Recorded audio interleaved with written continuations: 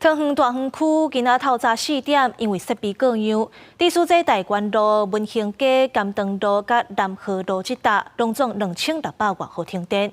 而且是为4月中开始，桃园13个行政区都不时咧停电啊。这半个月以来，都发生10外届啊。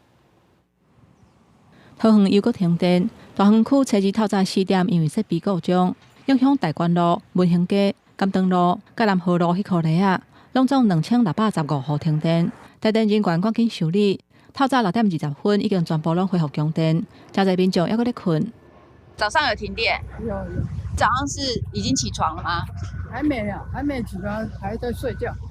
啊，我儿子跟我讲啊，这样常常停电怎么样？当然对店家不好，因为做生意的人，然后我没有缴电费嘛，为什么要这样？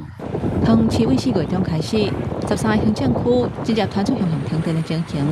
半个月以来，已经有10外件，其中大溪甲复兴拢有2天停电。民众感觉讲，还未到热人的用电高峰，煞袂输像分区轮流停电，实在是伤罕。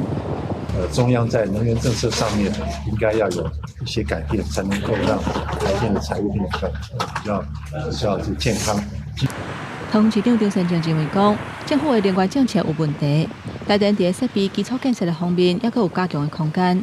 新政府上任了后，应该好好检讨过去8年的能源政策，停电的问题才有法度找到解决的方式。记者综合报道。